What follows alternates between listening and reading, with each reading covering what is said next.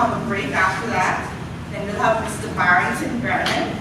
And then we'll go into our small group discussions. And then I'll wrap up and way forward by Ms. Charlene Perry. That's simple enough, right? Yes. We hope to be finished by 1 p.m. and then we'll have lunch. Okay? So now I'll invite Ms. Carey back to talk a little bit about Character Day. What is Character Day all about? Everybody in this know has an idea, but she'll give us a little bit about the history and a little bit more detail about Character Day. Ms. Carey. All right, thank you very much.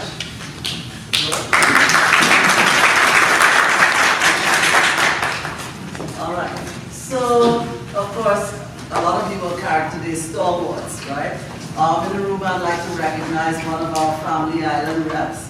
So we have Jamia Pratt.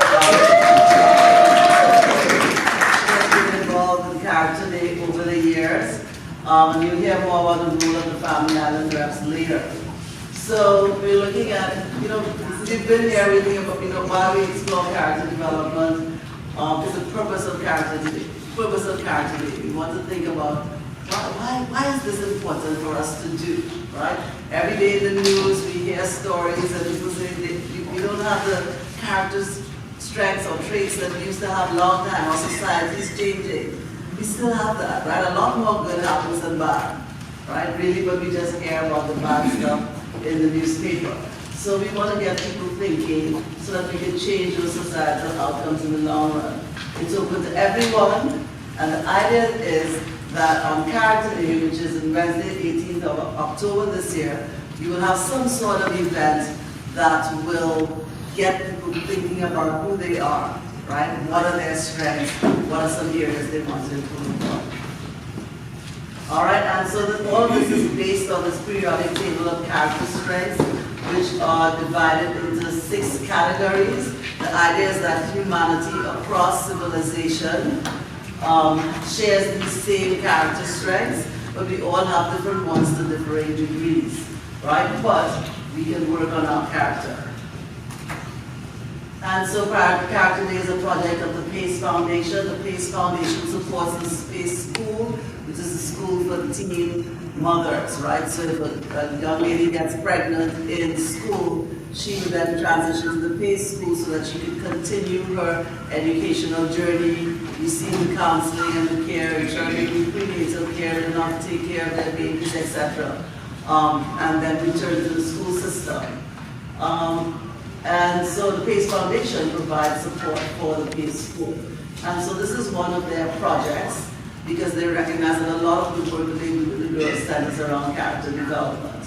We are lucky that this project has been funded for another 3 years by the Templeton World Charity Foundation. 2024 and 2025. All right, and so as you know, our main activities are we have workshops, we give you stuff, so we have some stuff to give away today. We have a Hidden Hero campaign. We have a small grants program that was mentioned earlier.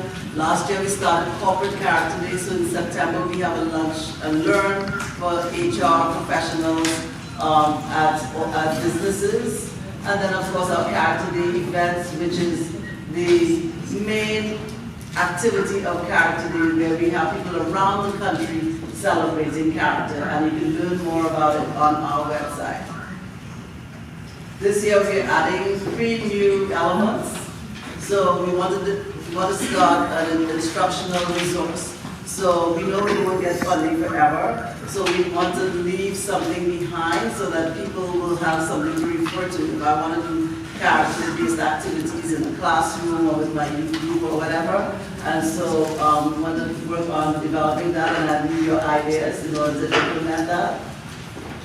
Of course, we have been trying to grow Corporate Character Day, and we have our Family Island reps on board. And these are our Family Island reps. So we have Lisa Sands-Kemp from Grand Bahama.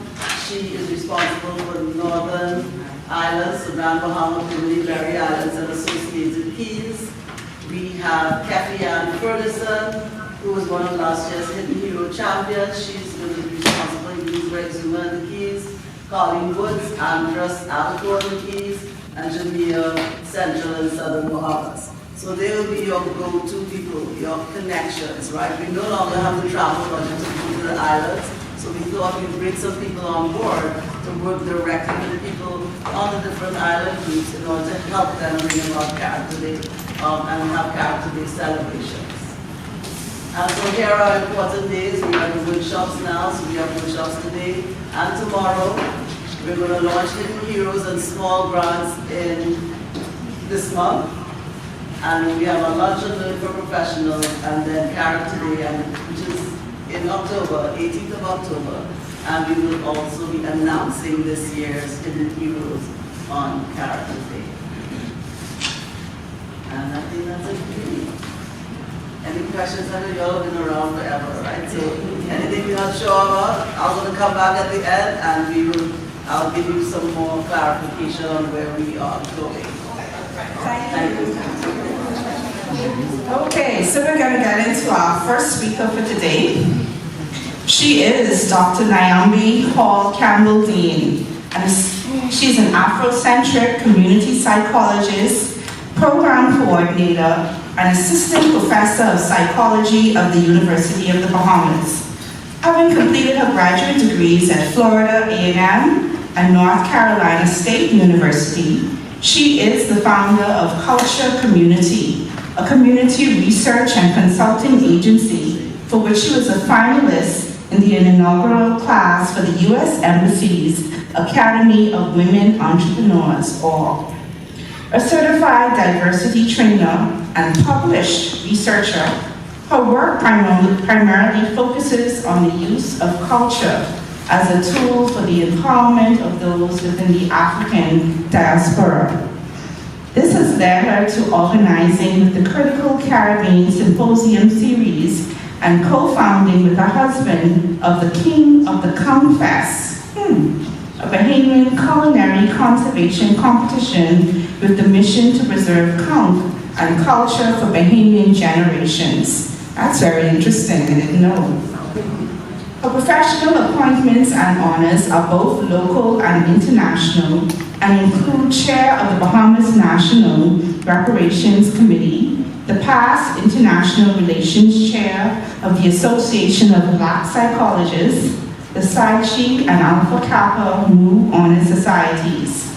As a mental health advocate, she has researched the effects of COVID-19 related stresses in the Bahamian population and was an organizing member of RECACHI, the Hurricane Dorian Psychosocial Relief Group out of the National Art Gallery of the Bahamas, and founding member of the Bahamas Mental Health Association and the Bahamas Health Awareness Month Committee.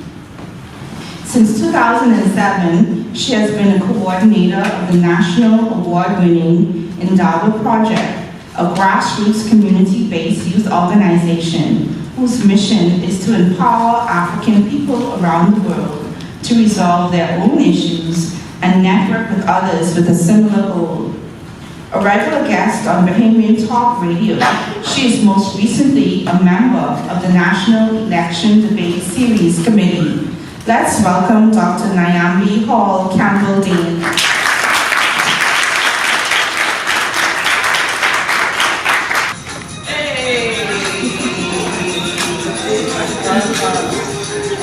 I know you like that. All right, welcome back, everybody.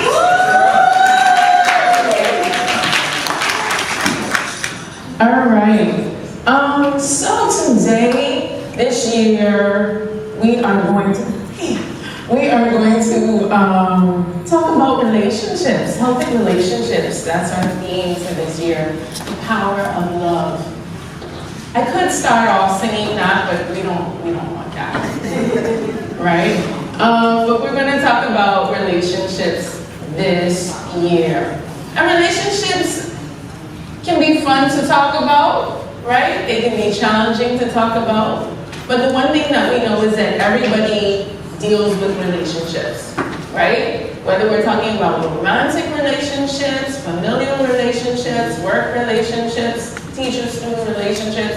Relationships is what makes the world go round. And so even though we time. How to have healthy relationships is not always something that we learn, right? Or talk about. It kind of is like, oh, well, you should know how to do that in the room.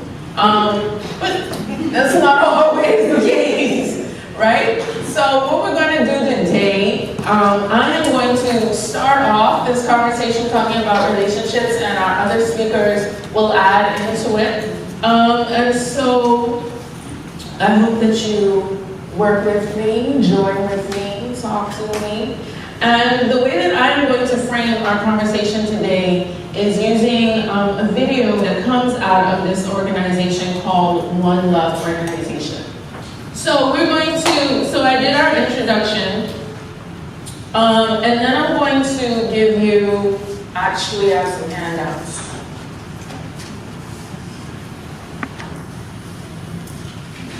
Okay, so the frame that we're using to talk about relationships is called couplets, right? And these are,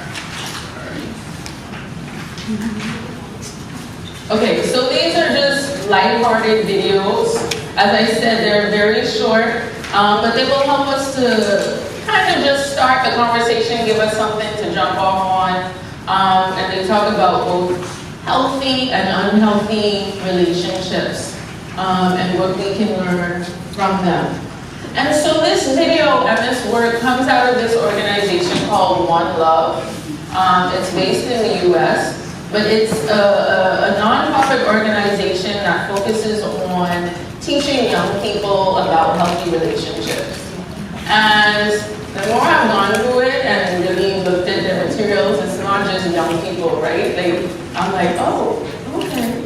You know, so they have amazing resources on it. I really encourage all of you to go and check it out, because there are opportunities to become facilitators, so you can host these workshops in your own areas, your schools, your churches, and whatnot. And just, it's a lot of resources. We can't even get through all of what we have today, so I encourage you to check it out before we get the chance. How many of you feel like, okay, healthy relationship, I got it, know what it is, you know, I can get up there and teach that? Next question.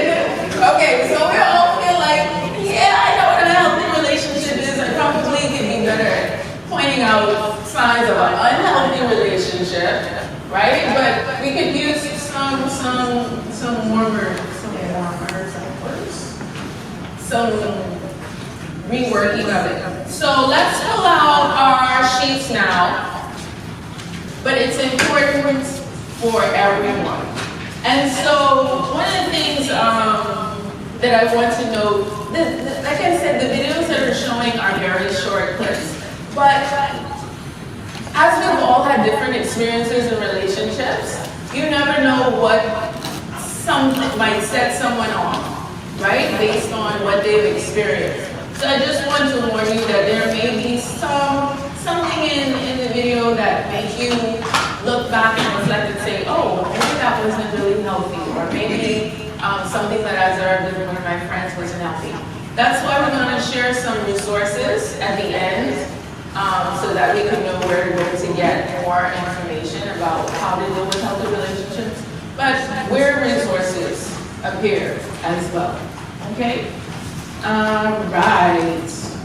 So, as we are talking about relationships and as we share some of this information, we just want to make some agreements that if I'm asking you to share that the information that we have stays in the room, in the group, right? We want to share the lessons outside of this room, but the stories, if someone shares something with you, we want to keep in the room. We can agree to that, right? Yeah. Okay, cool. Take space, make space. Take space. If you feel like this conversation is a bit too much for me right now, take space, right?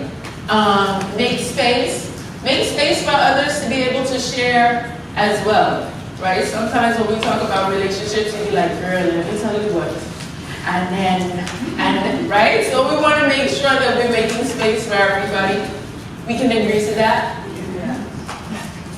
We want to acknowledge the impact that these conversations might have on someone, how it affects you might not be how it affects someone else, right? So we want to acknowledge that impact, and we want to acknowledge that this is a brave space, right? We're not going to get too deep today, right? We only have a little bit of time, but that this is a space where we can be brave and share with each other. So we can all agree to these? Yeah? Okay, great. All right. Okay, so actually, before we get into this question, let's look at these. Let's see if we can understand what are we talking about when we say a healthy and an unhealthy relationship. All right, so let's start off with the signs of an unhealthy relationship. Yeah.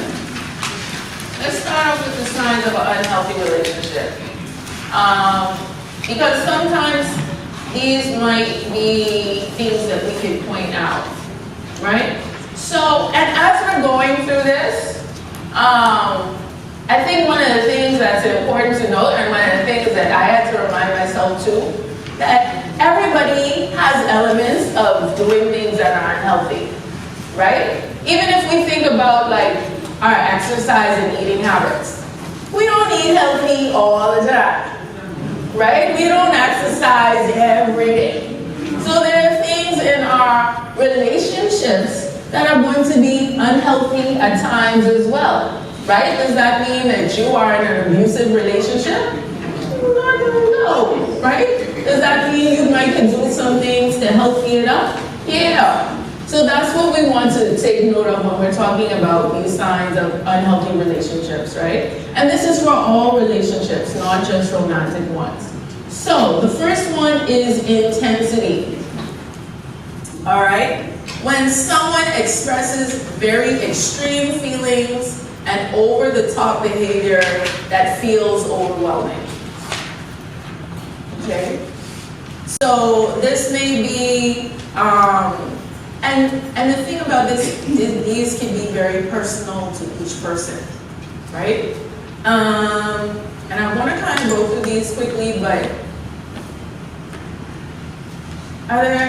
is this one clear? Intensity, when someone expresses very extreme feelings and over-the-top behavior that feels overwhelming. Because this can be an extreme behavior that is also supposed to seem positive.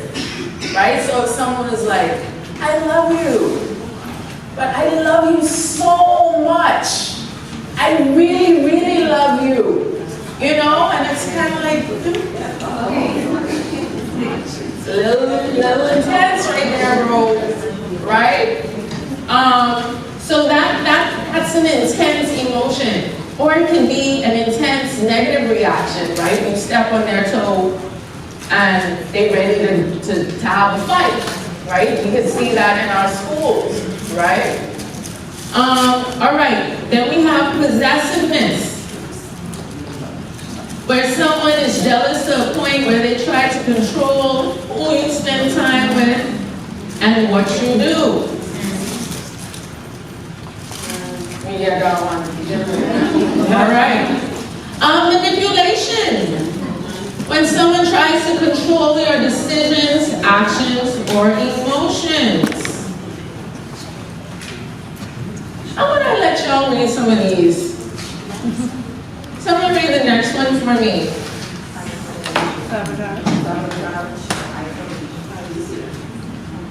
Isolation.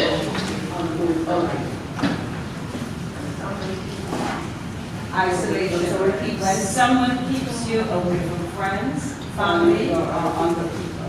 Oh, that's a good one. We're going to get into this one a little bit more. When someone keeps you away from friends, family, or other people, right? It can sometimes be like, oh, they just, want to spend so much time with me. All right, sabotage. What's that one?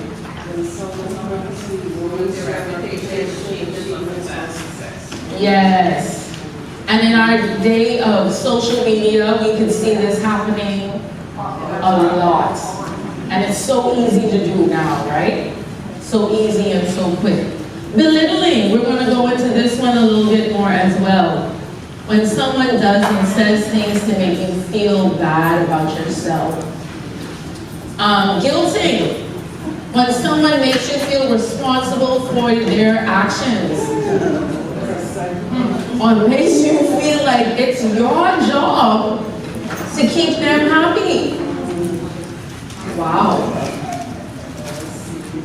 Interesting.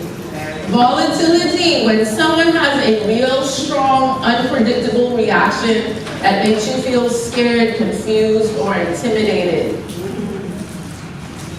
Right? That person that you always kind of walking around like this.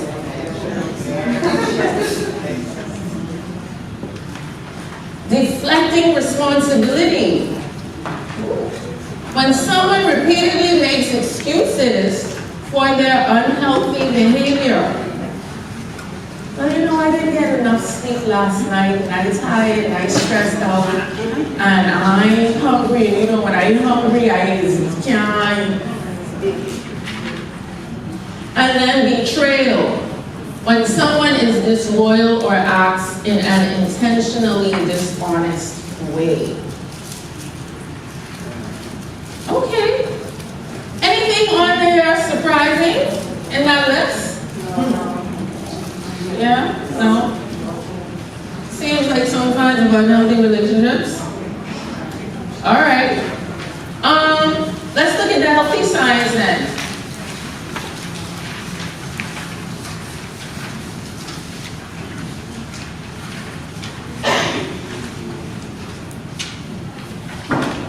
So we see here, healthy relationships bring out the best in you. They make you feel good about yourself.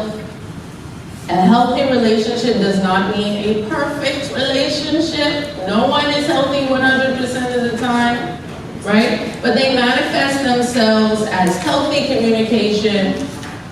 And in order to have a healthy relationship, you have to have the power of love for who first? Yourself. It's almost cliche, right? But it's so true.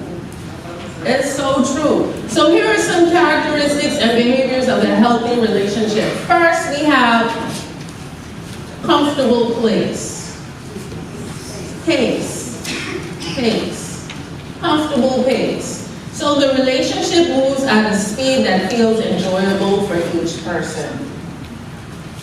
You know, and we have to take culture into context when we're talking about these things too. I know when I moved back home, I realized you can't date the moms because once somebody see you out, you all go together.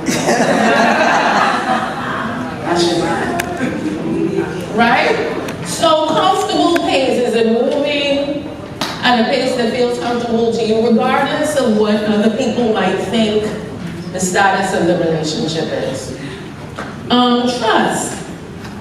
Confidence that your partner won't do anything to hurt or ruin the relationship. Trust is foundational. Honesty. You can be truthful and candid without fearing how the other person will respond. That's not always easy to do. Even in familial relationships, right? Independence. You have the space to be yourself outside of the relationship.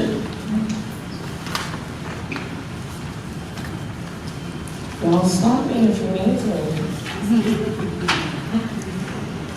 Respect. R-E-S-P-E-C-T. You value one another's beliefs and opinions and love one another for who you are as a person. Oh, that feels good. Say. Equality. The relationship feels balanced, and everyone puts the same effort into the success of the relationship. Balanced. Regardless of the roles, right? Kindness. You are caring and empathetic to one another and provide comfort and support. Taking responsibility, owning your actions and words. And so we can see how these feed off of the elements in the unhealthy relationships, right? Healthy conflicts, ooh, this is a good one. Openly and respectfully discussing issues and confronting disagreements non-judgmentally.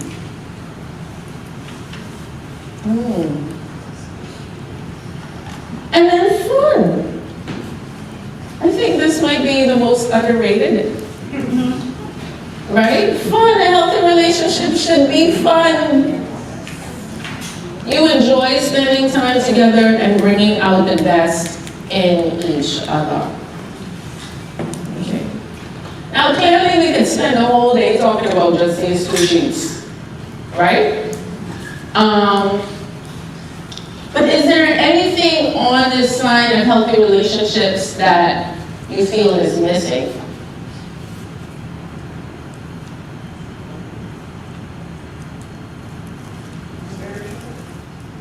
Spirituality. Okay. Spirituality. So how would you define that in a healthy relationship?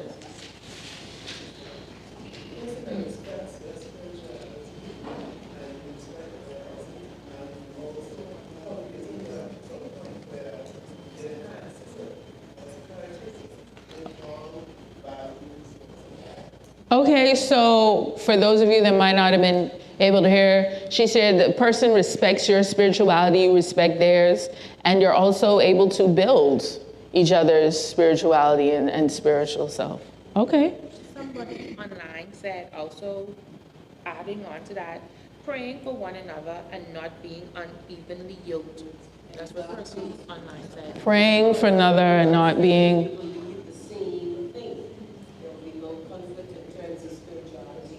Okay. All right. So not being unevenly yoked. That's an interesting one. Yeah. But then we know that there are going to be also differences, right? There are going to be differences. So how can you have healthy conflict when those differences arise? I remember my social psychology professor at university used to teach this massive lecture on relationships. And he was like this huge black man, and he would get in front of the mic and he would say, relationships are hard. Right? And then he would pause and he would say, because they involve two people. Like, what? And it was like so basic, but that's, it's two different people. And so how do you get that equality and that healthy conflict? Yes. Go ahead. A lot of times we have to be equally good. I personally believe that I don't always feel that two persons supposed to be of the same mindset, whatever. But if we're looking at Jesus to be example, as an example, he makes us all people. And I think in a relationship, it isn't necessary that we have to be the same, but we have to learn to put people in their correct place in the relationship. Whether you have them in a space, you have to know where to put them. But at the same time, if we learn to believe the same thing, we can still have a relationship, but a friendship, but we will not be in a correct place. Okay. So what would that look like in a healthy relationship? If you had to pick one of those, if you had to pick one of these points to kind of encapsulate what you're saying, you have to know where to put you in my life. Comfortable pace, okay, respect.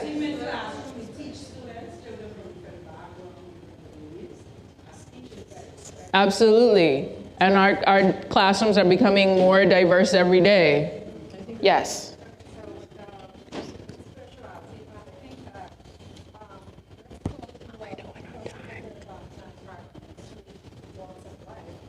So I'm a Christian and you're a non-Christian, and the things that I've been taught in my house, right? And I'm always compromise until That's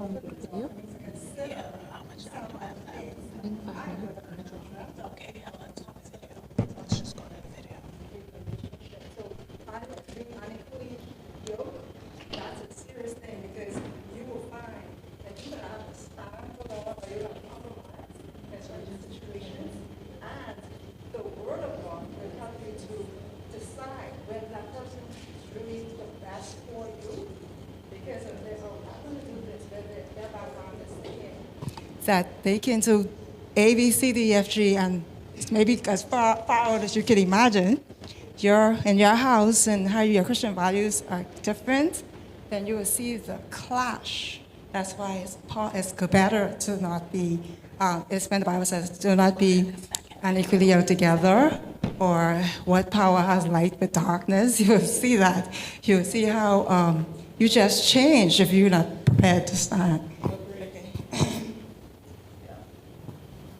Who knew the one word would provoke such expansion, right? But yeah, and I think that's why I was saying, as we look at these signs, we have to take into context our culture as well, right? And the things that how the culture affects what unhealthy and healthy relationships look like.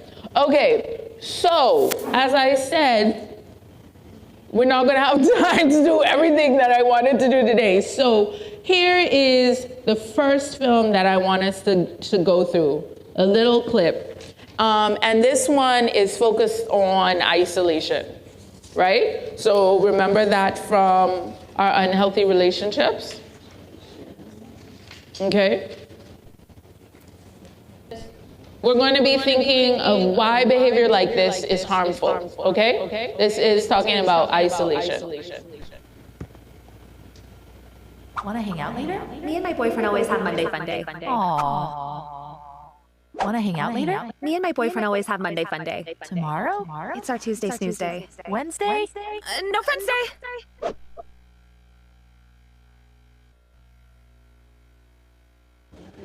Okay, so it was quick. Did everybody catch it? Yeah.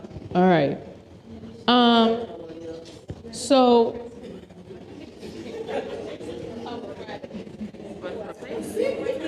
On the next video? yeah. Okay, so that's isolation. Let's look at the one on belittling.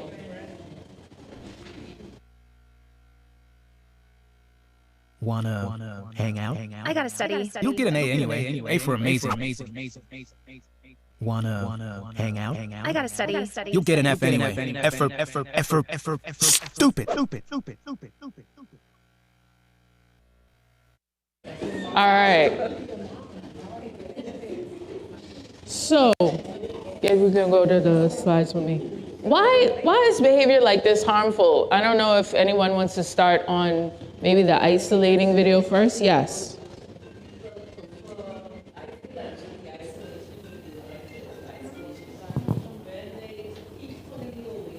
From family, friends, and stuff like that. And they have a tendency to become your whole world. So when the relationship falls apart, automatically you fall apart because you have nothing to go back on. And you have nobody there to support you and hold you up, because especially in this behaving society, we have a tendency, parents like, okay, you're always there with him, so you stay over there. So when trouble comes, you stay. And so you find a lot of young girls, young guys, they find themselves being depressed, and they find themselves with no way out. And so as you can see, like for a few weeks now, you've had a lot of persons, I guess, because they were in isolation when the relationship fell apart, they felt that they had nobody else to lean on. So they decided to take their own lives and stuff like that. So yeah. Yeah. Isolation is really a very dangerous, unhealthy relationship sign, right? Yes. And also with that too, with that level of isolation, it causes an unhealthy dependency, which in turn can lead to manipulation and abuse in the relationship, because that person is your sole person you're dependent on. Yeah, absolutely. So it can lead to a lot of the other unhealthy signs of behavior.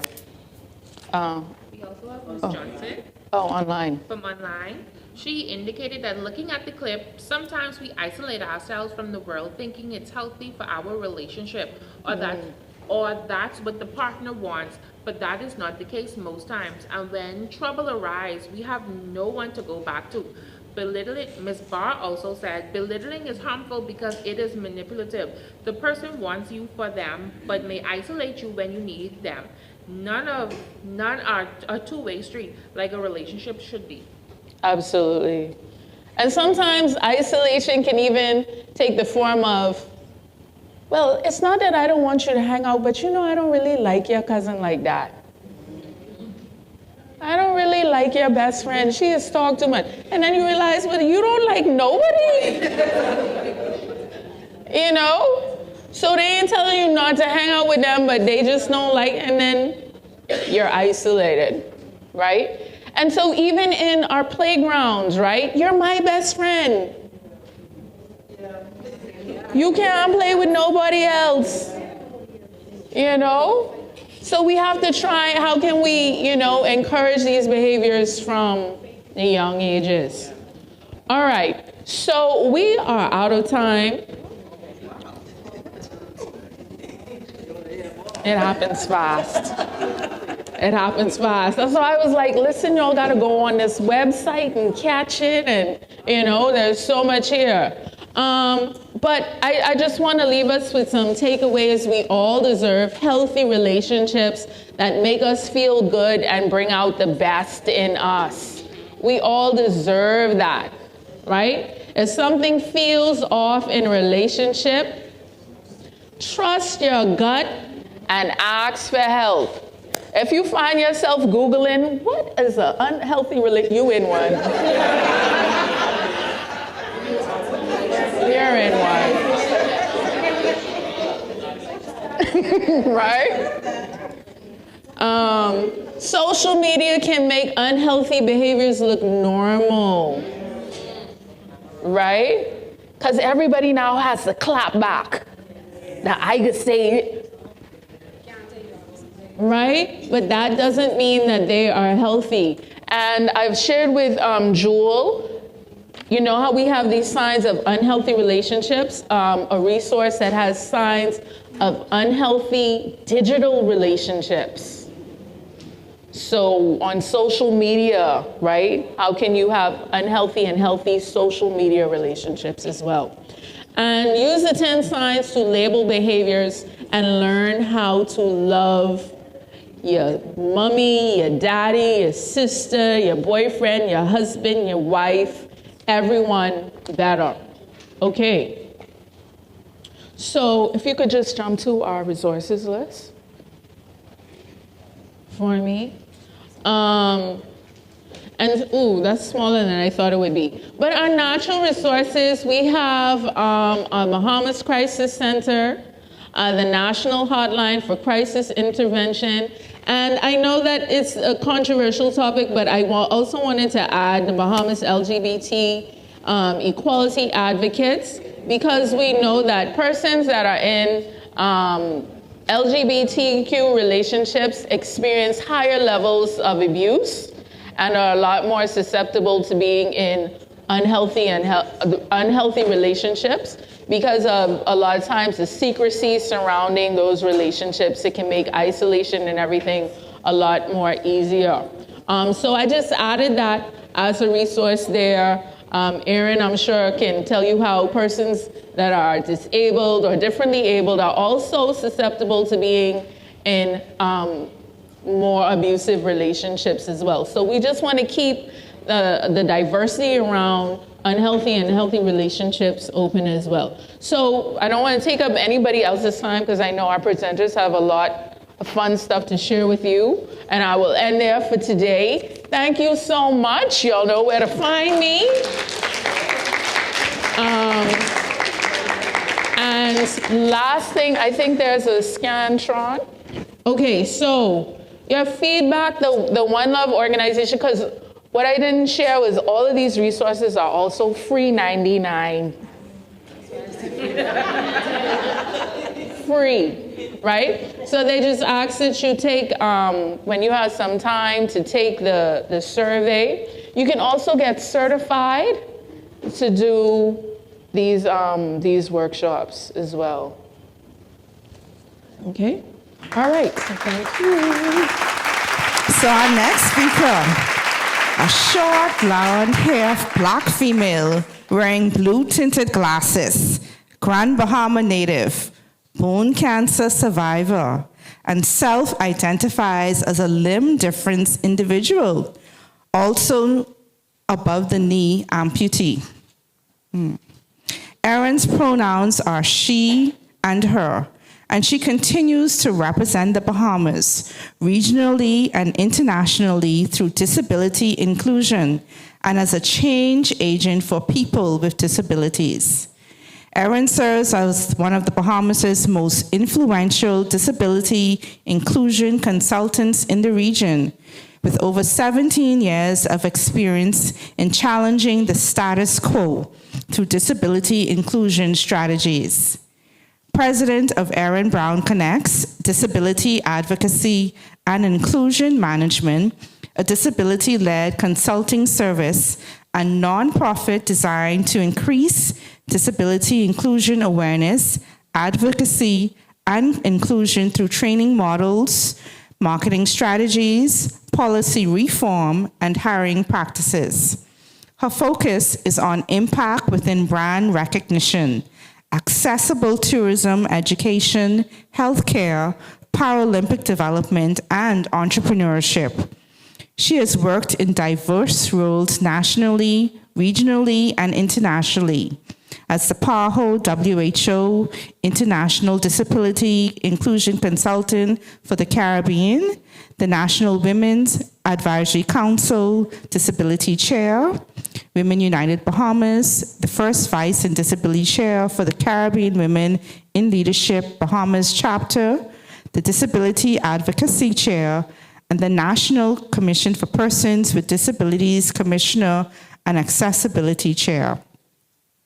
A disabled trailblazer, she continues to remove barriers for people with disabilities, most notably named the Bahamas' first maritime godmother for the para triathlete and Black woman with a disability for Royal Caribbean International Odyssey of the Seas. Erin leads the Office of Disabilities and Compliance at the University of the Bahamas and is responsible for the integration of inclusive education with academia, inclusive policy reform, the implementation of academic accommodations, and inclusive workforce retention.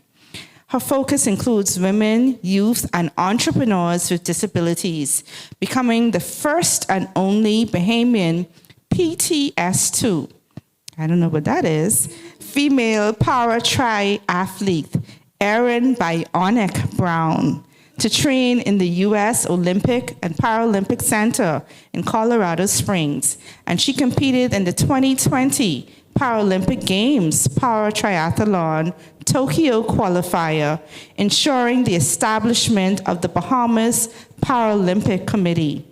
Erin continues to inspire people with disabilities in the Bahamas, the Caribbean, and our global community to show up authentically. She's the only daughter of the late Senator Edwin Vikey Brown and Tangi Elaine Brown, both nation builders, and she is a mother of 3 children. Our accomplished Miss Erin Brown.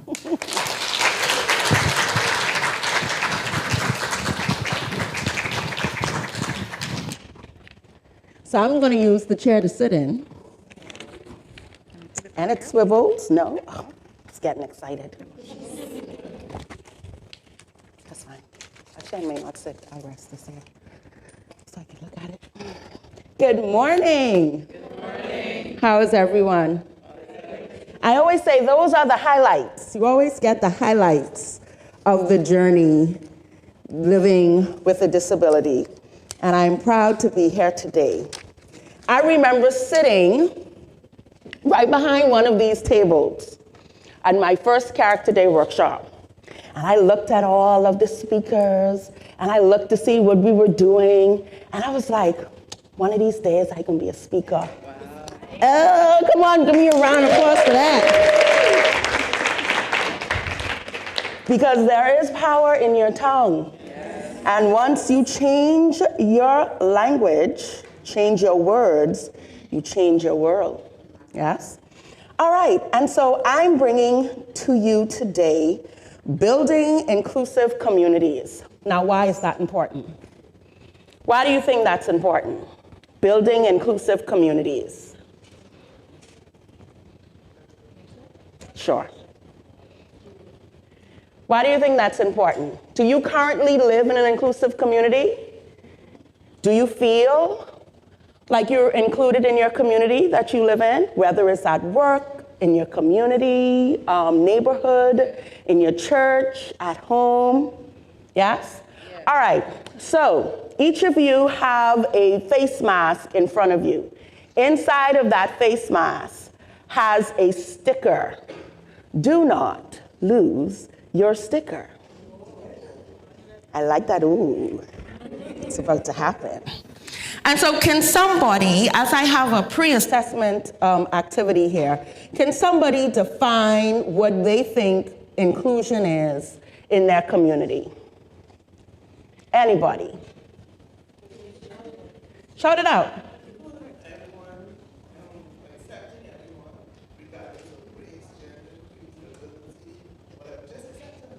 Yes, yes.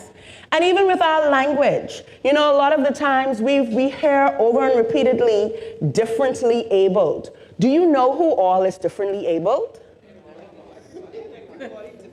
Head of the class, the human race. The human race is differently abled. And so when we create terms like that, we call that euphemistic language, where it makes you feel good, right, to say it. It sounds better than saying disabled or LGBTQ or migrant. It sounds better creating a term, right? But what it successfully does is remove access to self-identifying with a characteristic that is authentically you.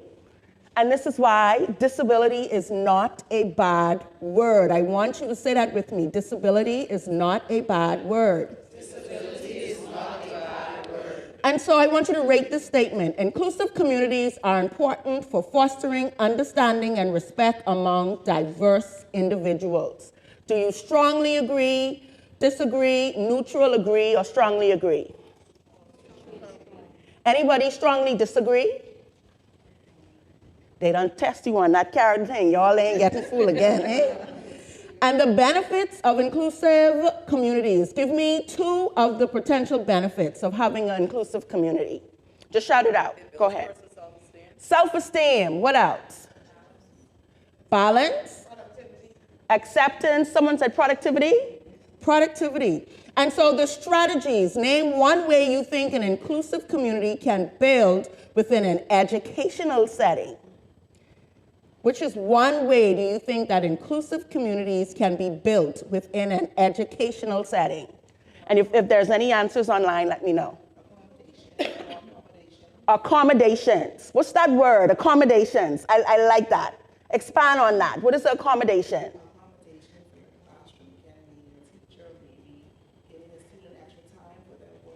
Thank you.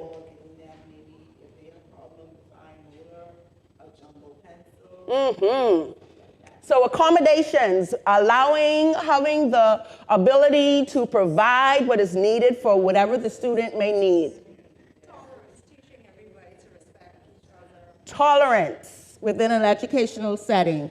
And have you personally engaged in any activities to promote inclusion? Yeah. Those who said yes, give me one example of it. How have you? Right here. Forming small groups of interest for students in the education environment to get everybody where they fit. Okay. Giving an oral assessment when you know a child cannot read necessarily the questions on the paper. So I would call them up to my desk and read the questions aloud and allow them to answer me orally. So listen, I'm feeling so good standing up here. Because when I'm telling you, you are true and true doing it, from small group settings to oral proctoring. There are all techniques. And so I want each of you to take your face mask and put it over your eyes. Can we get one more right here? Take your face mask and put it over your eyes. If on the Zoom, a test for you as well as if you can engage your closed captioning on your Zoom and mute. We all have it on our eyes? So what are we relying on right now? And therefore, if you're in the classroom and you have persons who you don't even know may be low vision, legally blind, or need visual impairments or cues or devices, how are we going to engage them? Through sound, what else? Their hands are now their eyes. And so, placing them in the classroom, seating arrangements. Other persons are saying hearing, touch, smell, relying on their senses. Relying on all their other senses. So in my introduction, it said, I am a short, blonde-haired, black female wearing blue-tinted glasses. My pronouns are she and her, and I self-identify as a limb difference individual. Knowing that you've seen me before and now you're covered, does that help you to know who's standing in front of you today? Yes. Did that give you a picture to hold on to? Yes. Within your spaces, these are things that you can not only use as icebreakers, but also as techniques to give additional context to your students and your spaces. Yes? All right, those, you can take them off. Those that are online, I asked you to engage the closed captioning if it was available, because in a digital space, you may have persons who cannot hear not a word you are saying. And therefore, the closed captioning, which is once free 99, inside Zoom, allows persons to follow and also follow a transcript that you could use afterwards if you need to pull any information of who said what, when, what did I say, how did I say it, and give it back as well, yes? So what is inclusion? Inclusion is embracing and respecting the diversity of individuals, fostering a sense of belonging, and ensuring equitable opportunities for all members of the community, yes? We all still have our stickers? Yes. Okay, the importance of, have you heard of this? I dare. Next slide. I dare. IDEA. What does IDEA stand for?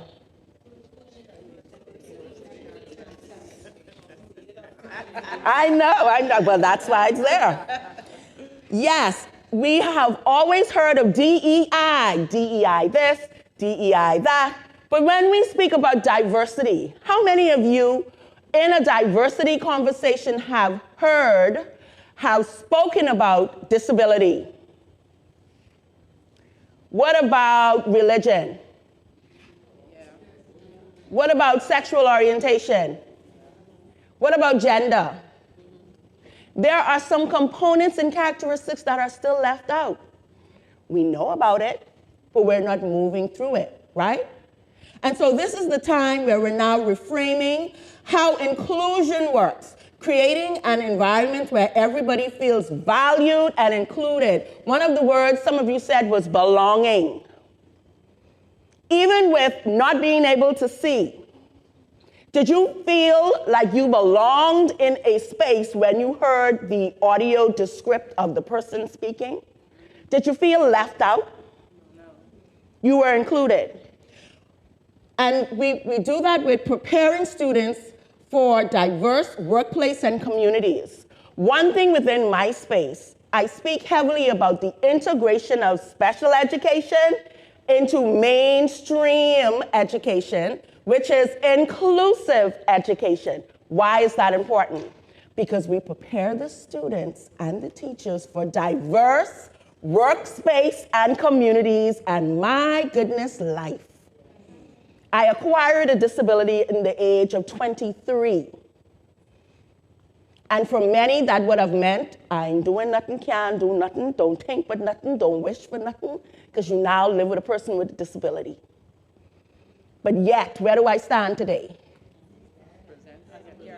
Because I chose that was not my narrative, right? And so not all persons that show up are going to have that gumption I have, right? So we have to work on access. We have to work on inclusive spaces. So diversity, the variation in backgrounds, experience, and perceptions or perspectives.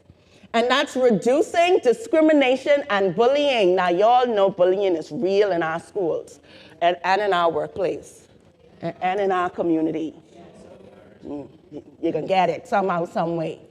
But it is about curating spaces that everything that is different about you, if you're gonna bully me and tell me, go ahead with your one leg, I want you to know I got one leg. You can see I got one leg. That ain't a bully for me, right? And it's because I live in a different lens. My lens is very diverse and adaptive. So if you go on, come at Erin, you might need to work a little harder.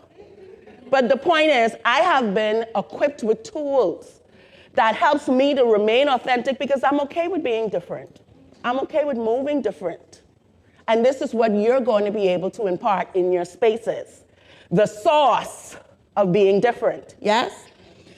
Equity, acknowledging the specific needs of persons, places, or circumstances and providing redress, resources, support, and opportunities. And that is enhancing learning by exposing youth with different viewpoints. The whole, you have to be the same, you have to think the same, we don't know that past gone. And so we need to now teach and learn within the educational setting why equity is important. We heard equality, which is give all of y'all the same size 7 shoe, because everyone needs a shoe. But this size 10 foot can't even put a pinky in there. So I don't need that, right? Access, the ability, right, or permission to approach, enter, or speak with. By providing access, we foster empathy and understanding. What's the difference between sympathy and empathy? Go to the next one for me. What is sympathy? You feel sorry. Oh no, right? What is empathy? Putting yourself in the person's position. When you stand, aka in their shoe or shoes, or when you take the time to understand the place that they are in, and therefore recognize what is needed within that space. Yes? And so here's some statistics for you. So I know we teachers, we like to know what's out there, right? This comes from the UNESCO statistics. 1 in 5 children, adolescents, and youth are excluded from education. 1 in 5. Globally, 1 in 4 live with a disability as well. So that same little one brown person there could be all the above, because disability also intersects all of our characteristics. 40% of children do not have access to education in the language they understand. Children with disabilities continue to be disproportionately excluded from school. And that is honestly and truly because we have had in our mind the narrative that special education is where they are supposed to be. When in actuality, and I want to give a round of applause for any of you teachers who are within the schools that have integrated spaces, where they have students with disabilities mainstreamed with their other peers. Since 2020, in an upsurge in migration and displacement, it has led to 26% increase of migrant and refugee children globally. making their inclusion in national education systems imperative. So when you have the students coming in who don't speak English like we do, may not understand it, it is not a space to say, point them out and push them to the side, is it not? It is definitely not a space to do that in education, because a lot of them have been misplaced because of what? Migration and displacement. It is now time to reframe right here today what access and inclusion looks and feels like. You have the power to do this. So how does inclusion relate to the right to education? Special focus is placed on learners who may be at risk of marginalization, exclusion, or underachievement. That's what? I. What does I stand for?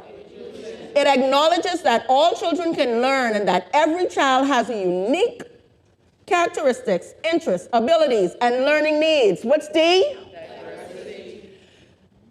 Inclusive approach to education means that each individual needs are taken into account and that all learners participate and achieve together. What's E? Equity. Ensure everyone achieves their human rights to access quality education throughout life. A. Access.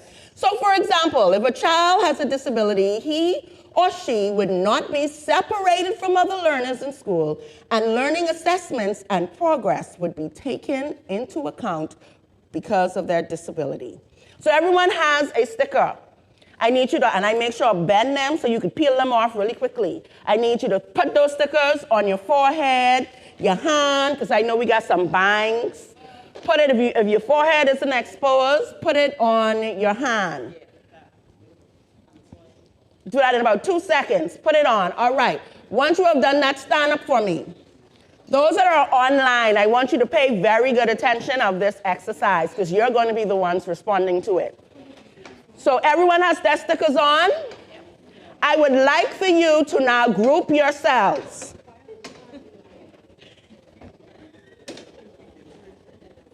Quickly, this is going to be a 90-second activity. Group yourselves. Put it on your, the key is for a person to look at you and see the color. How about we try this in silence? No one gets to talk. Group yourselves in silence. No one gets to talk. In silence. Look at your colors. Group yourselves in silence. Are we all grouped? Okay, I'm counting down in 10, 9, 8, 7, 6, 5, 4, 3, 2, and 1. All right. So we are all grouped together. I love that someone raised their hands to show their color, who had it on their hand. How are we grouped? Okay, I have a group over here that seems to have red. Did we all group in colors? Everyone grouped within their colors. All right. Can we back up the colors so I can see the different colors so that the persons online can also see the different colors in the groups? All right.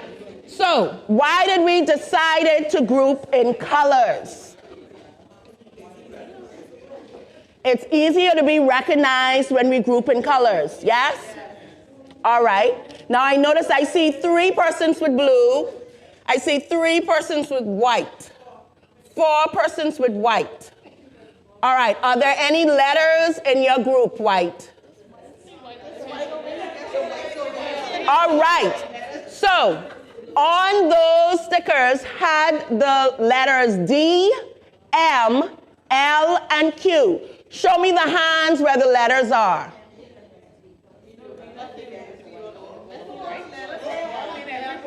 All right. All those who have the letters on there, put up your hand. All right. Those who are only letters, put up your hand. So this 3 group here that has the blue, why are we by ourselves? Who else has blue? Ah, All right, so here we go. Here we go, as we close this exercise. Everyone were giving colors. When I said to group, I did not specifically say to group in your color, did I not? I did not say there are letters on certain stickers and therefore group within those stickers, did I not? Each color has different shades, yes? And yet we grouped via shades, via colors, via letters. Now the group that I can see here, the red, do you have letters in your group? Any other red out here? All the shades of red together? All right, everyone have a seat, have a seat, have a seat. Have a seat.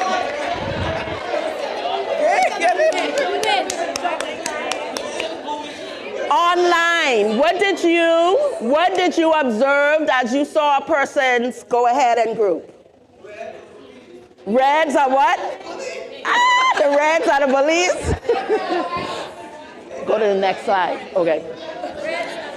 Social development, improved communication, collaboration, and problem solving. You saw each other's values when you then put yourself together, even though one had a D. D represent disabled, M represent migrant, L represented language, and Q represented the queer community. All right? Emotional well-being, it reduces feelings of isolation and increased self-esteem. All yours who had those Q's on, keep them. Don't throw them away. Today you was a Q. All right? And then long-term impact, the benefits of inclusive communities, positive attitudes towards diversity in adulthood. You never thought you was going to come to a workshop and wear a D or an M or an LA? Next one. And so here are some techniques. Inclusive curriculums. You've already shared about some things and some ways. Diverse perspectives, incorporating perspectives from various cultures and backgrounds. You know, we celebrated our 50th. Within our history, we have had the support of diverse nations. That has helped us to make it to a 50th. Celebrating those as well. Bringing more awareness to the value. We've also had disabled nation builders. Have you heard about them? Well, you could say today, you met one today, hey? All right. Representative examples. So using diverse role models and case studies, i.e., I'll just bring it back to me. These are the type of things that all of our students need to see. Because when you acquire a disability, the first thing you hear is, oh my God, what you gonna do? I could tell you what you could do. You could run a company. You can be a teacher, a doctor, a nurse, a lawyer, an athlete. Yes? Different learning styles. We need to incorporate different learning styles and that cater to various ways students absorb information. Now, you spoke about group setting and oral proctoring. Now, accommodations is very, very important. Accommodations is what we use within academia and the workplace to provide additional support.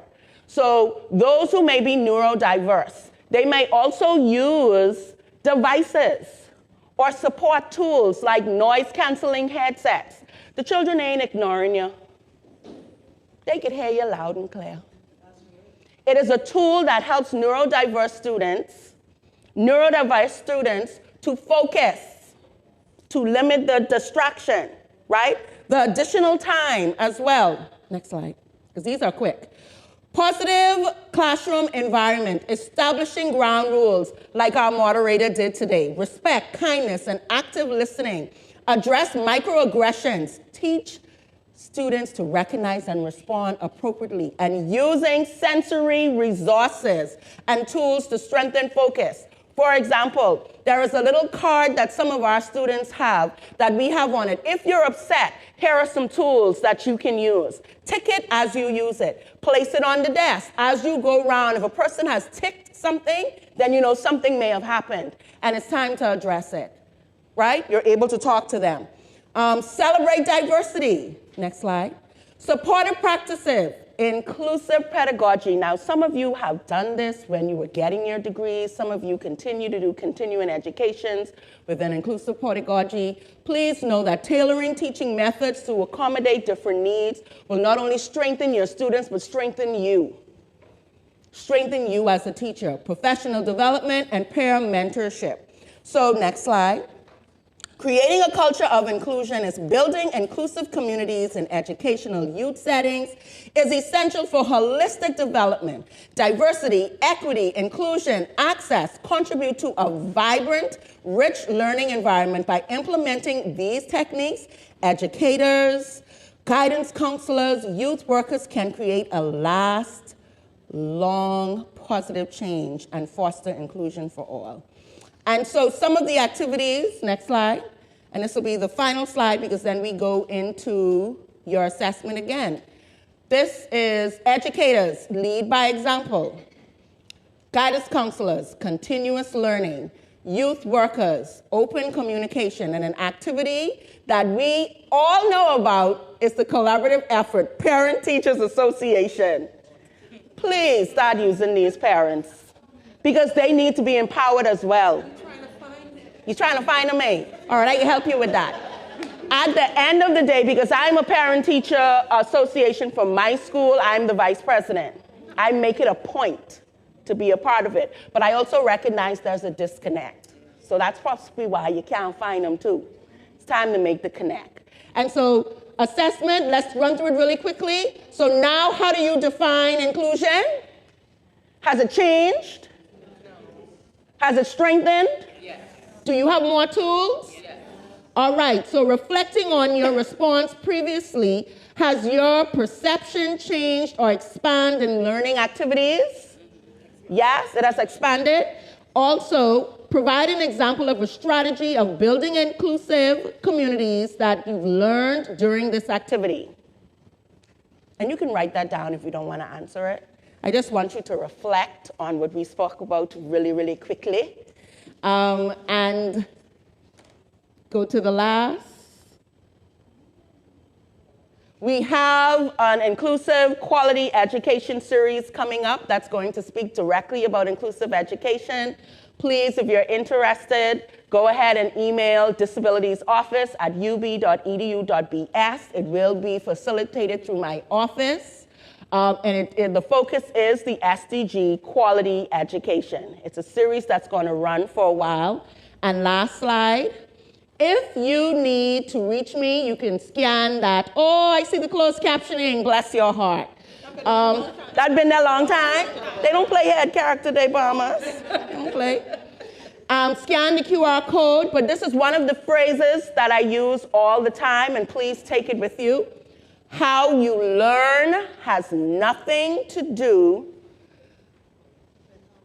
of how, oh, I'm missing a word, has nothing to do of how brilliant you are. How you learn has nothing to do with how brilliant you are. Remember that.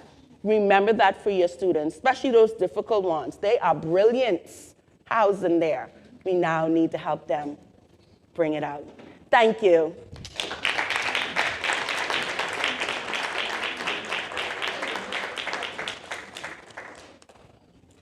Oh, questions? Oh, go ahead. Okay. I see so many preschool persons here represented today.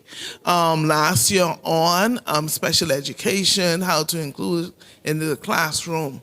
Now, wonderful job. You had an awesome professional development. Now, how do you get that into the classroom? How do you take that training into the classroom, and how do you change teachers' perceptions? That's the problem we're having, okay? We gave them the training, we gave them the support, but how do we get them to care enough to want to accommodate? So that's a real question, right? So what I want us to first acknowledge is unconscious biases is a human trait. Even in academia, you're going to sit there either through frustration or just don't know what to do. What am I supposed to do? Why should I do it? Within the educational framework, we need to now start making certain things mandatory. What helps that teacher to squash or break down their biases is from the beginning when you're getting your class list.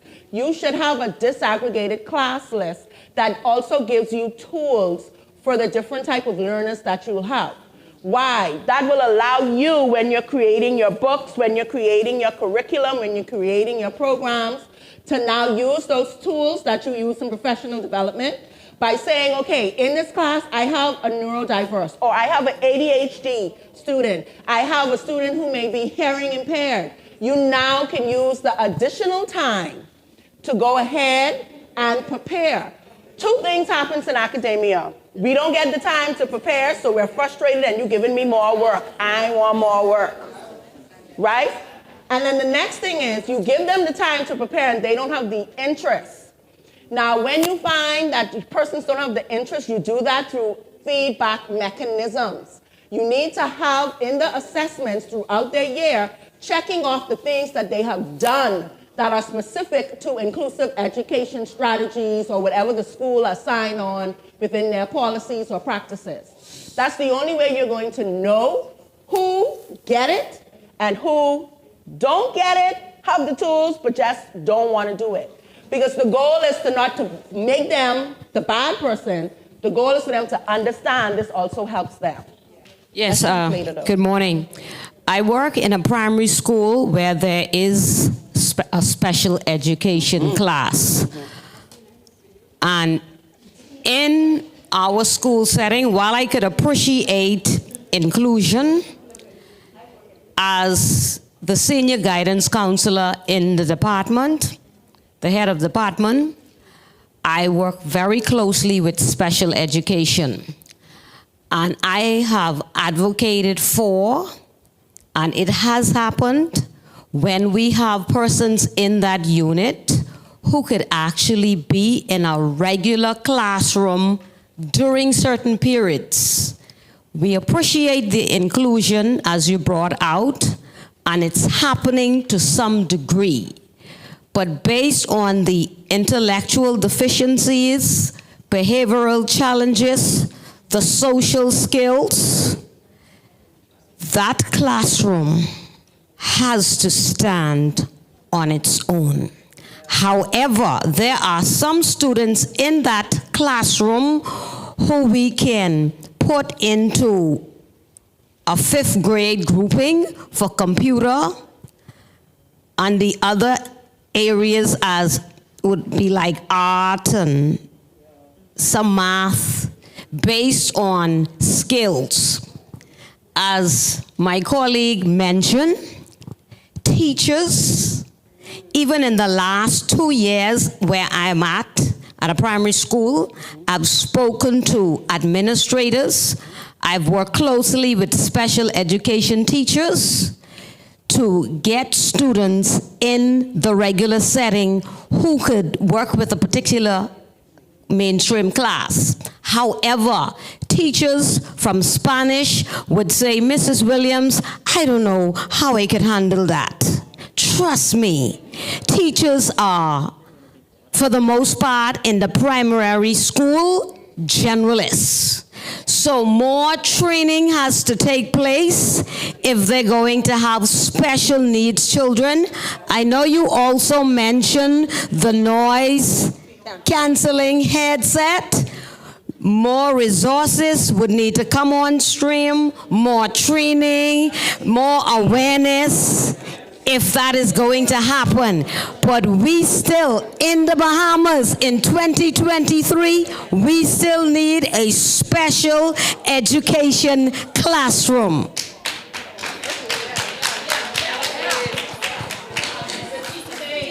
And so we can close it out. Was there any questions online? So What I want to say to your response, that it is not a regular classroom, it is a classroom. And it starts with our language. Number one, it starts with our language. They are all students. We are here to teach all learners, which are inclusive of students with disabilities. Once again, you spoke about and you closed off with the tools. With the tools. We have not successfully had a framework, an education framework that provides continuous trainings, support, and resources. So in true statement, what is the barrier or the issue? Is it the student or is it the system? Okay. The student is never the issue. The student is never the issue. Now, special education has its role. The role of special education is the integration into mainstream, because it starts at preschool and primary. That's where you teach and you learn. There's no way when you get out of primary or preschool, the proper assessments have not been done. The resources that the parent and the student need has not been given or provided or given access to, free of charge, because at the end of the day, education is a right for everybody. So it's not one-sided. I do not want you to leave here thinking that your students are the issue. It's not the students. You're not even the issue. The issue is we need access, even for you, to have training and resources consistently. And therefore, that helps us to mitigate our unconscious biases. And that Spanish teacher could say in Espanol, I got what I need. I got that student. Now, I know y'all want me to continue, so I'm thinking Character Day Bahamas. We're going to need a session specifically for this. All right.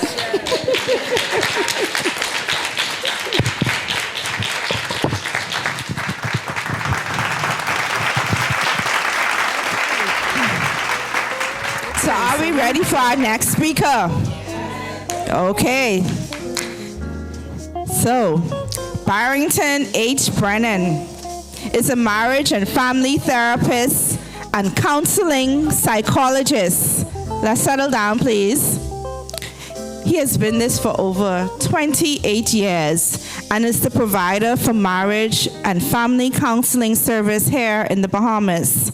He also served as a minister of the gospel for more than 42 years and is now retired from active ministry, but serves full-time as a mental health professional. He provides psychotherapy for individuals, couples, families, teens, and toddlers, and conducts seminars for families, couples, singles, corporations, schools, and churches.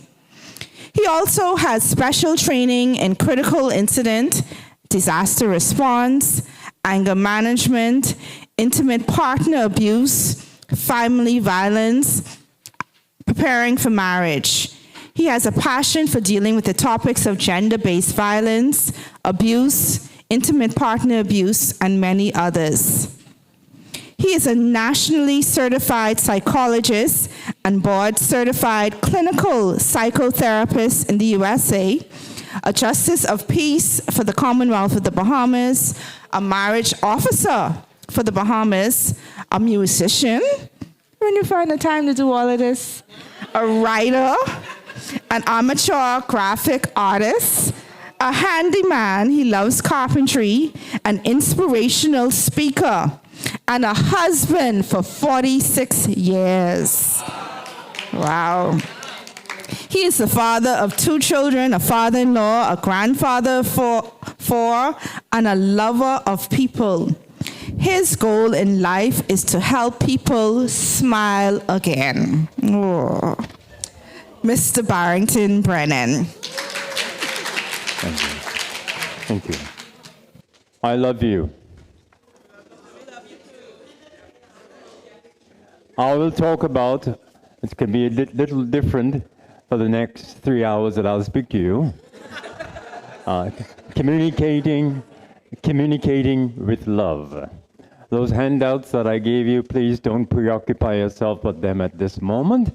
They'll come as we go along. communicating with love. That maybe let me jump to something right now. I said, I love you. What message did you just get? What message did you hear? Acceptance. But care. Remember, it's communicate with love. Anybody else? Okay, let's try it again. Let's try it again. Honey, I love you.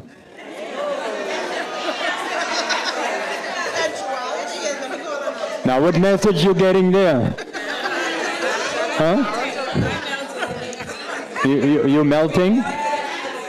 What message? That leading to something. I want you, baby. Yes, yes. Okay, so we're going to talk in some way about these points on the screen, the importance of setting boundaries, differences between healthy and unhealthy relationships, and communicating skills needed to set clear, strong, respectful boundaries, and so forth. So now, I'll ask the question, what are the most important components in communication? But let me jump to that. What are the different kinds of communication? Verbal, or we can say voice, verbal, non-verbal, body language. Let me just put my notes right here, so in case I get referred to them. Body language, what else? That's non-verbal, yes, but it's good to be specific about, because there's many non-verbals, okay? It could even be inflection of voice. Touching. That's correct, space. Okay. Now, I ask here, what is the most important component in communication? This is a challenge. The most important, listening. Now, we can argue and say this or that, that's fine. For the purpose, just accept me, okay. Listening. It's listening with respect, listening with understanding. This word understanding is a key component in the area of communicating with love. Listening. Remember what I just did? I love you, baby. You're listening. You are interpreting. You are getting a message. I don't know if you're getting the message that I want you to get, but you're getting a message that you are receiving, and that could conflict with what I want you to get. All right? It's amazing how we communicate. Looking at people, we communicate with our eyes. Now, I've never had a sweetheart or a sour heart. My wife is my sweetheart. But I am certain that there's one or two women in my 69 years of age almost that I think they think I was coming on to them. Yes, because I will be in a big room like this, bigger, and way over in the corner is a lady sitting down, and by the way, I'm by my wife too, maybe, sitting down, and I'm looking at her, and she catches my eyes, and I'm keep on looking at her. I wonder if this is my classmate, or lady I met in New York, and I'm looking at her, and then I say, oh, she might think I'm coming on to her. Because I'm so intensely, she's about 100 feet away, and I'm looking, and then she looked shyly pulling away. So you know what I do?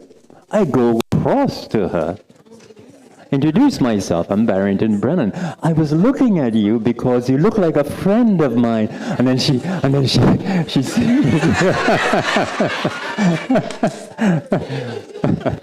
But I think there are one or two women I was not able to do that with, so they must think I still want them. So, all right. Now, remember we said about understanding. You can't see, the screen is too small, but if you want to receive understanding, first give understanding. Now, you're teachers. Your guidance counselors, it's the same for you. Although you know I'm coming from a motif almost into a loving relationship, but this can apply to anyone. Same thing with your children. Same thing with the students that you have in the classroom before you. You want to receive, you want to be understood, try be understanding to that same stupid boy. That's what you're thinking in your mind. All right? So it's so important. I am one of those people that believe every single student can be at least a B student. Every single student. Everyone can't be an A student, but everyone can be a B student. And many times, your attitude alone, your loving communication alone will inspire that child to be a B student. And not only that, it will help to humble you to give a retake of the exam. Or to redo the exam in a way that the child will understand. You forget that you yourself as an adult, people got to break down things for you as an adult. With your PhD and MA and BA. And you can't break it down for your student. And you help them to formulate it and eventually apply it in a greater way. But let's go on. Now, a young man calls his wife on the phone. He's driving home, and he says, "Honey, I would like to have a light supper that you have prepared when I reach home." Okay, now this is a short exercise. All right. So, what message did you get from the husband's request? Turn to group of twos. No. Turn to groups of twos. Or if 3 people on a bench, 3. And let 1 minute. What message would you get from this?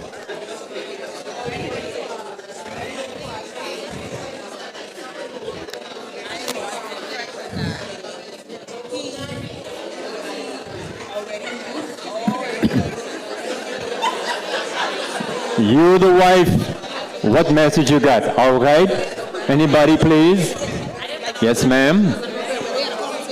Okay. Yes, ma'am. Wait, please. Yes, ma'am. You really?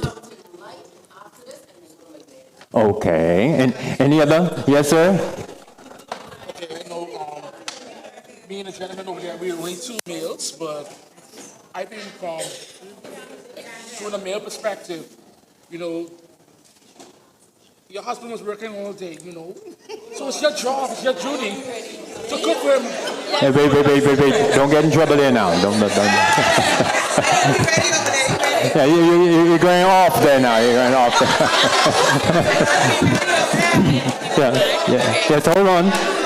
Wait just a minute. Online, yes, ma'am? We have a few online. Some are saying he does not want her to cook a big meal. Oh no, he must eat and eat somewhere else. He is suggesting that she not cook, knowing if she. He is suggesting that she cooked, not knowing if she did or not. Somebody is saying that he's not that hungry. He probably already had something to eat. And then somebody else said the wifey doesn't cook. She buys dinner or Okay, we can't go on and on now. I know. Yes, miss? What message did you get?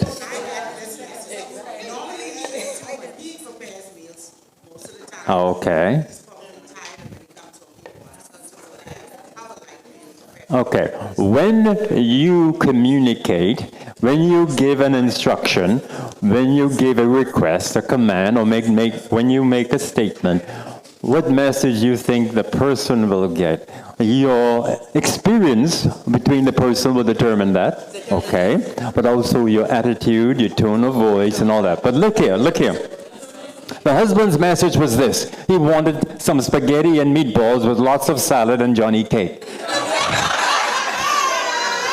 She prepared instead a light vegetable soup and toast bread with tea.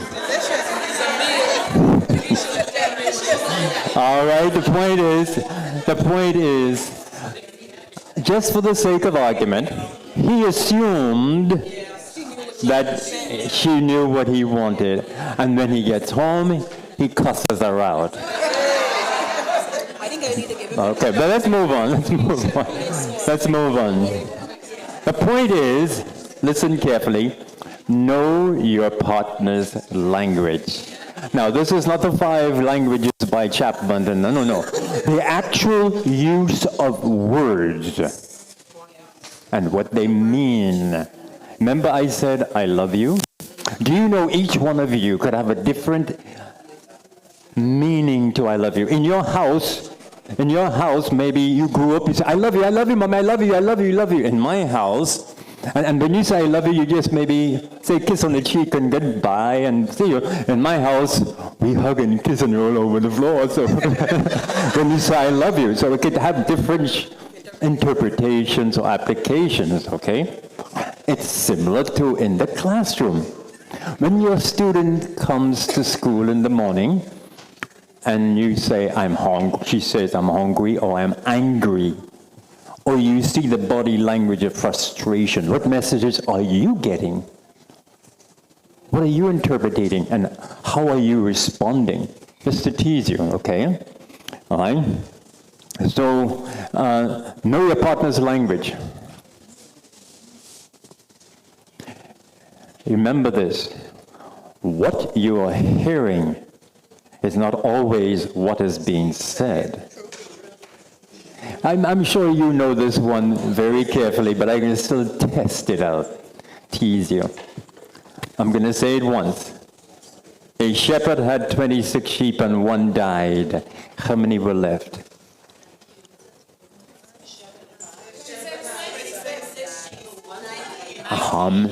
19. Okay. 26.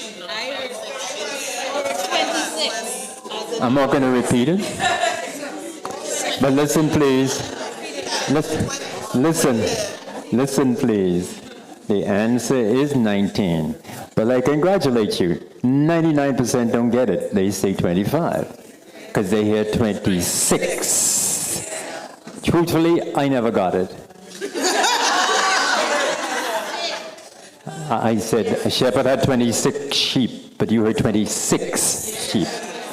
I never got it. In fact, the man was with a group in a store doing it for half an hour. No one got it. The tourist, the Jamaican, the Haitian, the Bahamian, the German, the white, the black, no one got it. So finally, he said, I gotta go, but I can do it one more time. Slowly, a shepherd had 26 sheep. And no one still got it. Why? That's how the mind works sometimes. Focus on other syllables, other parts of the story. It's almost as stupid as, I don't know if you ever had this problem before, but you're on the phone for 2 hours, and then you say, oh, let me go look for mommy's phone. You look at the phone right here. Now, if that happens every day, you gotta go to Sadlands. If it happened once a year, it's okay. I know I had my keys in my car in my hand, talking outside, my bunch of keys in my hand, talking outside for 2 hours. And then I say, oh, just let me go and lock the door. I go in the house and look for the keys and the keys in my hand. I know Dr. Niambi will have to give me treatment if that was every day. Okay, let's go on. So know your student's language. What that calls for, intimate interaction, using the wise word in the right way, involvement, not disconnect. How could you communicate lovingly with your colleague, your student, your partner, if you don't try to connect and understand your partner? Okay? Here is important. Avoid assuming that you always get the message your student intended or your partner intended. Your student, you don't know, couldn't sleep well last night. didn't do an assignment, and the student says, when you speak, I'm not going to do that. What message are you getting? Defiance. That's what you're hearing. But it ain't defiance. The student wants help and don't know how to give it or request it. But what are you hearing? And what are you hearing will also determine on the place you are in your life. Are you in tune with yourself? Are you comfortable with yourself? Are you always judgmental? Which is another word we will look at in a minute. So that now brings us to complicate this confluent thing with boundaries. But what we touch was also about boundaries, okay? Boundaries are limits people set in order to create a healthy sense of personal space. Boundaries keep you physically and emotionally safe, and so much more from one of my organizations, Good Therapy. Now, I have to be careful. I might speak till tonight. How much time more I have? Help me. 10 minutes more? Okay, we'll finish before supper. All right? The boundaries create trust and build healthy relationships, even when some people don't like what you do. They likely still respect you for standing up for what you believe in. Now, I have a little simple thing. Good. A 20-year-old female meets a charming young man and asks her out on a date. She does not know him, but they get acquainted wherever they are. He says to her that he will pick her up the following night to go on a date. What should be her response? Should she go in the car? Would going in his car violate her boundaries? Turn to twos and come up with an answer and let me know. 45 seconds.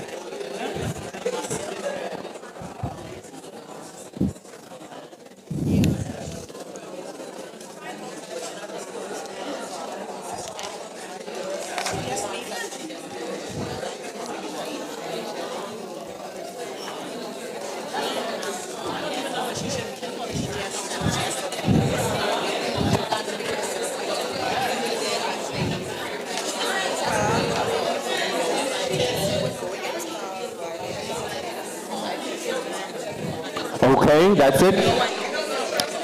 That's it, thank you.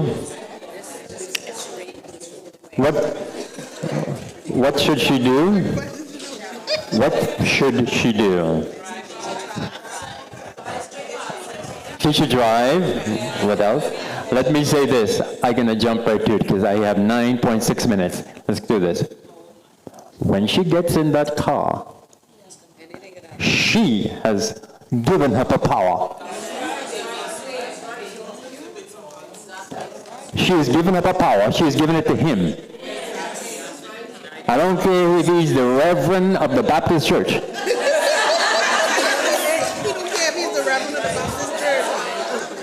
And what happens is they both go to Fusion to watch a movie. It finishes at 10 o'clock, and he says, let's go for a ride. She says, no, I prefer to go home. And he persuades her to go for a ride, but the next time it's 12:30. Now, what she should do, let a Grammy take her to the date. Or Uncle George, what would you say, miss? I know that. I ain't discussing that part. I know that. That's why most young people get in trouble. And in particular, a female, when she gets in a man's car, she gives it her power. Could be the other way around too. So now, what are her boundaries? Her boundaries should be, I ain't getting in no car.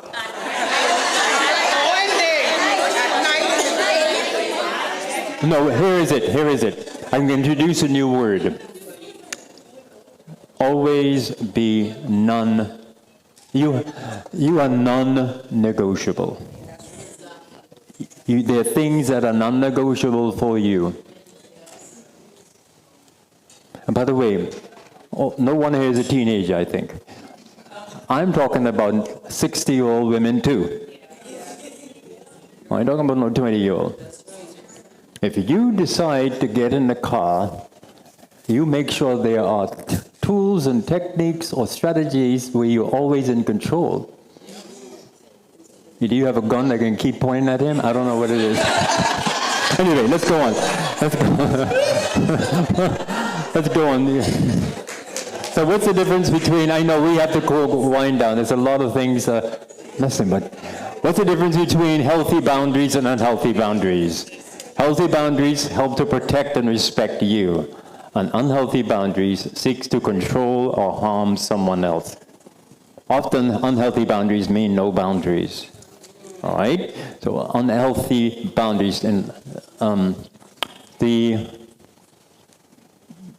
this particular author gives a traffic light analogy. She says, the green boundaries are the kindest and gentlest language to use to set a boundary and assume that the other person didn't quite understand your limit and wants to meet you in the middle and be respectful. Yellow boundaries are when you experience some pushback or some peer pressure, or when someone deliberately tries to disrespect your boundary or forgot. This language is going to be kind, but more direct. At this point, you may decide to share a consequence if the boundary cannot be respected. And then a red boundary is the boundary itself, when someone has proven that they are either incapable or unwilling to respect your limit, and you're going to take whatever action you need to keep yourself safe. Very interesting concept. Now, let me go back again. You have 3 handouts. Am I correct? Believe it or not, the word boundaries are not on those handouts. Okay. Only 2? Okay. Okay.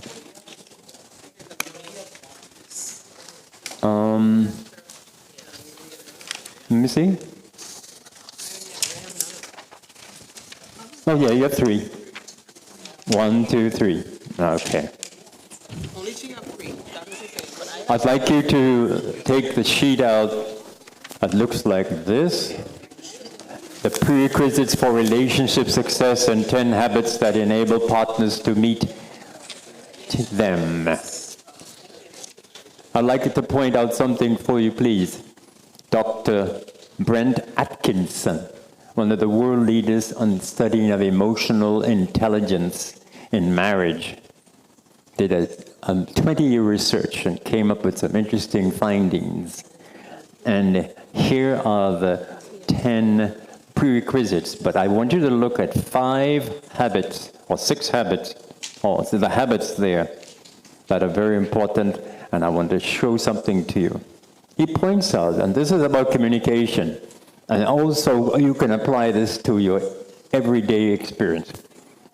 Predictive habit number 1, avoiding a judgmental attitude. And another part of that is called confirmation bias. I already have in my mind that the only reason this person is behaving that way is because this person is doing that. So that's a bias. So I interpret it that way. That's also judgmental. That's why when we communicate, when we say something to someone, and you already assume what the person has said, you assume the message the person said to you, then you make a judgment on that. All right? That's one way of looking at it. But having a judgmental attitude is destructive. Okay? We have to move on. Standing up for yourself without putting your partner down. Finding the understandable part. I like this. I said at the beginning, if you want to receive understanding, first give understanding. And then equal regard, that's number 4, that's dealing with respect. It goes deep. Offering assurance. Now, I like this one.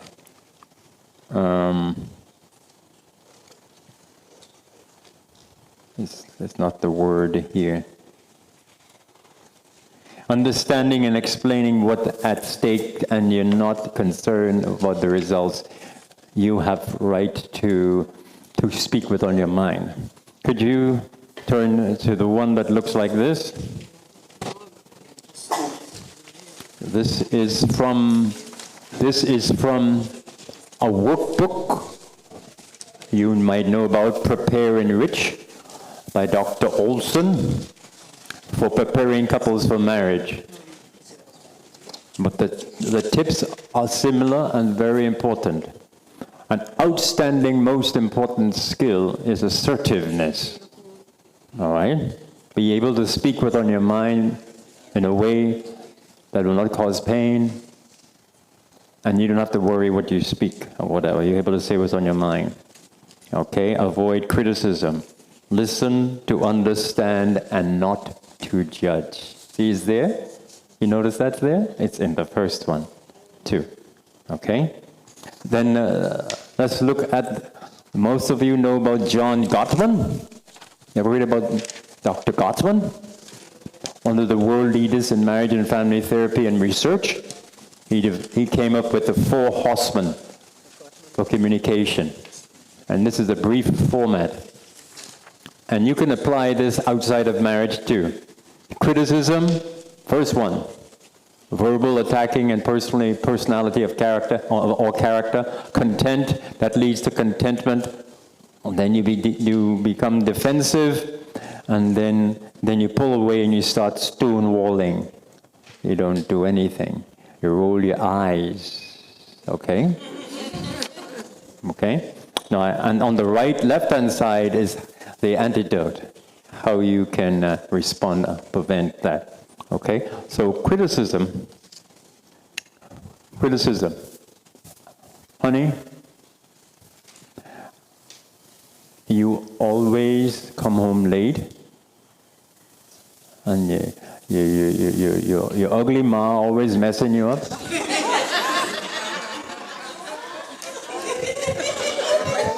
And then you say, now that's a criticism. It's best to have a complaint. I can say this is the way. Honey, I'm upset when you come home late. Now, what's the difference between the two? You call your mom. What's another difference?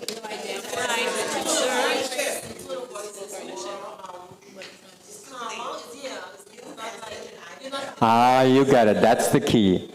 You always, you nasty, you stupid, just like a dirty armpit. You. But now, when you're complaining, you speak from your perspective, using the I word. You could do that to your student too, you know.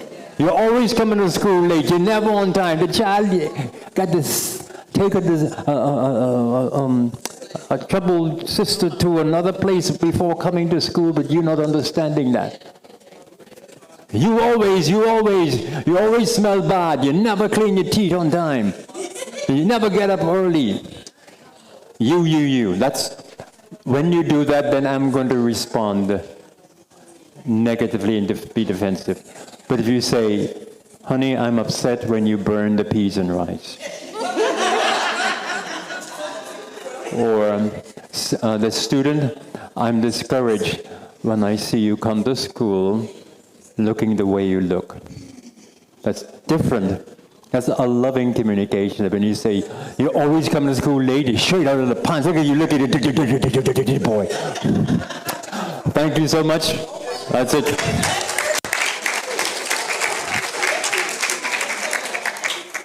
I know time is of the essence. However, I get what Mr. Brennen is saying to us. As a school counselor, there's been a shift. And I'm speaking now from personal experience. When I entered the school system and how we interact with our students and how we interact with our parents have changed from 2005 to 2023 and beyond. When I came in 2005, I did not need someone in my office to support me, but what was being transpired or spoken in that setting. This day and age, social media, cell phone, have someone there who can support you. That's all it is. You know, you're establishing your boundaries. You're safeguarding yourself. That's all it's about. Protect yourself. Because when they leave that office, Mrs. Hamilton said something she did not say. And it's always your word against theirs. Yes, set your boundaries. All right, thank you very much. And so we're just going to our last wrap-up session. Thank you so much, Mr. Brennan. All right? So thank you so much to all of our facilitators and speakers today. Please, we appreciate their support.